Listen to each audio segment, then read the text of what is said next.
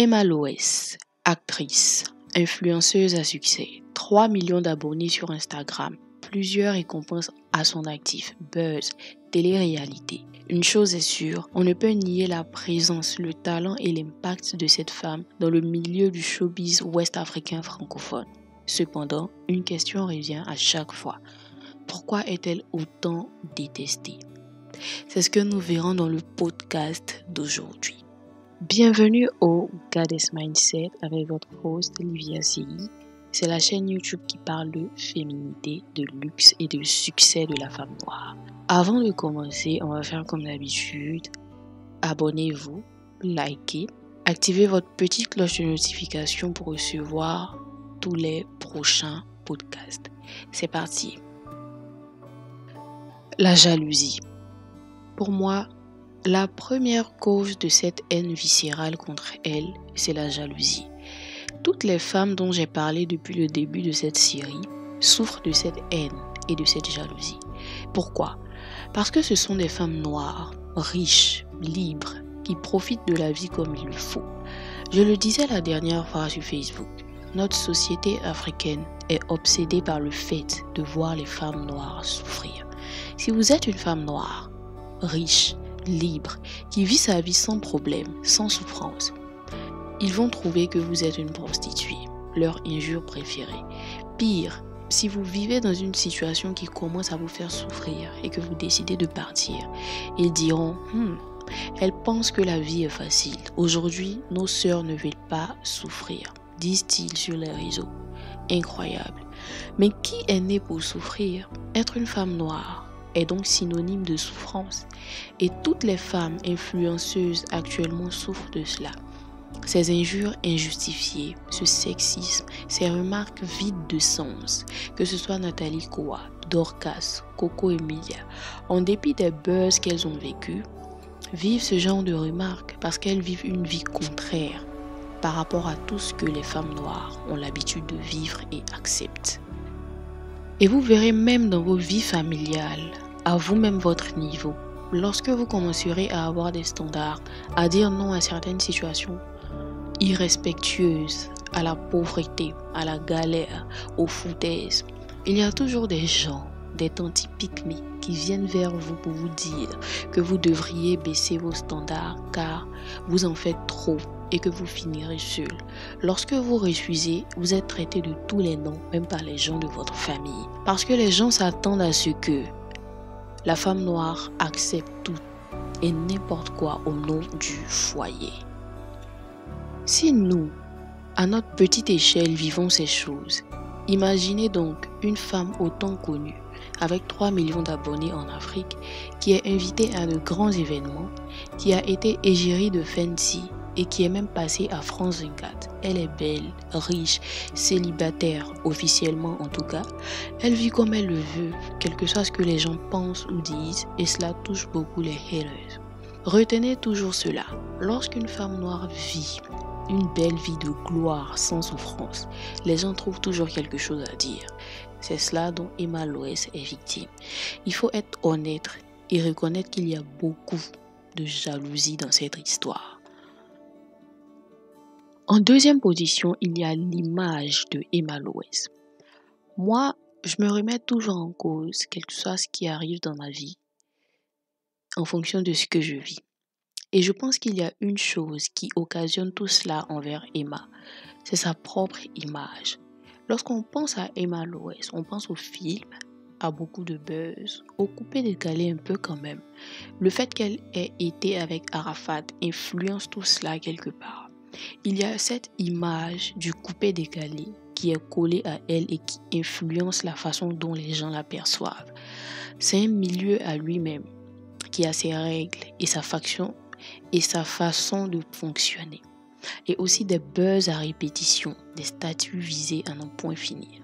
C'est vrai que les gens la provoquent et la jalousent, mais comme je l'ai dit plus haut, pour son image et au niveau où elle est, elle doit faire attention à son branding.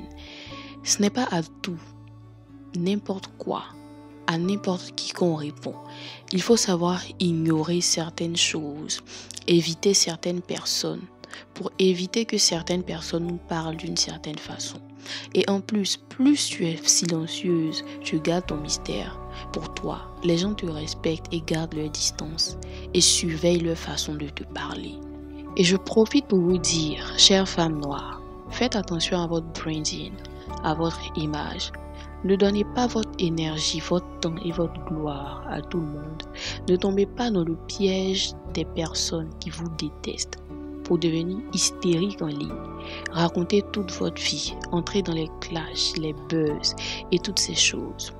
Sachez garder votre mystère et votre classe. C'est votre branding qui vous aidera à attirer le meilleur et surtout à attirer le respect des personnes sensées et ce que vous voulez. Je dis des personnes sensées car il y a toujours des personnes malades et des jaloux dans ce monde, mais c'est à vous d'éviter au maximum de leur prêter le flanc aux injures. Si vous n'abordez pas certains sujets avec certaines personnes, ils n'auront pas l'occasion de vous parler et de vous répondre. Vous éviterez beaucoup de choses. Donc, Emma gagnerait énormément à soigner son image, à arrêter de laisser tout le monde et n'importe qui entrer dans son milieu et dans ses grâces. Ce n'est pas de la prétention, c'est du respect pour soi-même, c'est du respect pour sa propre personne. Et cela débouche sur le troisième point, le fait d'être autant accessible.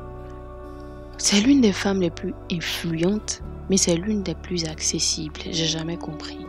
À chaque fois que je la vois en compagnie de certains blogueurs en griffe, personne de la toile, même des plus petits TikTokers, je suis choquée. Je me dis, mais pourquoi? Est-ce juste de la gentillesse, de la légèreté ou un besoin de reconnaissance? Pourquoi et comment est-ce qu'elle se laisse approcher par ce genre de personnes qui n'ont même pas le quart de la moitié de sa gloire et de ses accomplissements?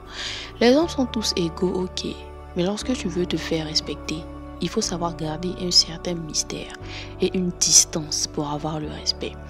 Elle est trop accessible et cela finalement lui porte préjudice. Sa propre gentillesse et le fait d'être autant accessible la perd. À force de vouloir être la go chic qui rit avec tout le monde et qui discute avec tout le monde, on laisse entrer dans nos vies des personnes et des situations préjudiciables. Et toutes les femmes doivent tirer des leçons de cela. Ayez des barrières dans vos vies. Ne laissez pas tout le monde entrer dans votre vie. Tout le monde ne le mérite pas. Soyez sélective. Cela évitera beaucoup de choses. Par contre, ces derniers temps, j'aime beaucoup le fait qu'elle s'occupe de son image. Elle est beaucoup plus mature et concentrée sur ses affaires. Je crois qu'elle a même prévu sortir un livre pour enfants, je crois. J'ose croire qu'on aura tous l'occasion de voir une Emma avec un branding beaucoup plus classe et épuré. Elle mérite beaucoup plus que ce qu'elle a aujourd'hui. Les gens ne doivent pas la croiser n'importe où et lui parler n'importe comment, car c'est vraiment une personnalité en Afrique. C'est ce que je lui reproche souvent, le fait de se mélanger à tout le monde ou faire la go cool. Elle n'a pas besoin de faire cela, elle vaut beaucoup mieux. Et chères femmes noires, comprenez votre valeur et acceptez le fait qu'avancer dans la vie, c'est se séparer et ne plus être ami avec plein de personnes. Il faut avoir des barrières et ne pas laisser tout le monde entrer dans nos vies. C'est la vie qui est comme ça. N'ayez pas honte de vos succès et de vos niveaux de vie. Ne soyez pas timide au niveau de vos ambitions.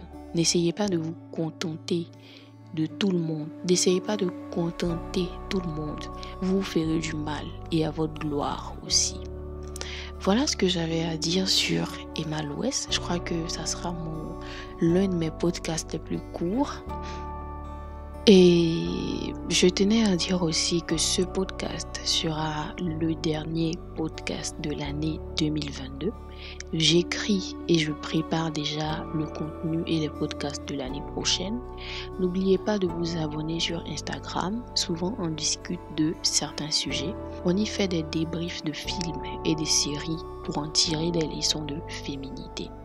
En plus, l'année qui arrive, on parlera beaucoup de séduction et de comment obtenir véritablement ce qu'on veut de la part des hommes et dans la vie en général, donc restez connectés. Merci à vous, mes goddesses, Merci d'être là. Merci pour vos likes, vos partages, vos commentaires. Nous sommes 300 maintenant grâce à vous sur cette chaîne YouTube. Pour YouTube, c'est rien, mais pour moi, c'est beaucoup. C'est un honneur et je profite de ce podcast pour vous souhaiter d'agréables fêtes de fin d'année.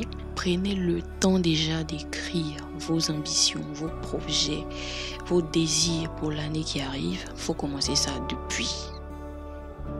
Et moi, j'ai commencé cela depuis le mois passé, c'est-à-dire le mois de novembre. Voilà. J'ai mon petit tableau de vision, je sais exactement ce que je veux pour l'année qui arrive. Donc faites-en de même, asseyez-vous et demandez-vous véritablement ce que vous voulez pour l'année qui vient. Voilà, merci encore mes goddesses et à l'année prochaine. Excellente fête de fin d'année à vous, votre famille. Merci et à l'année prochaine.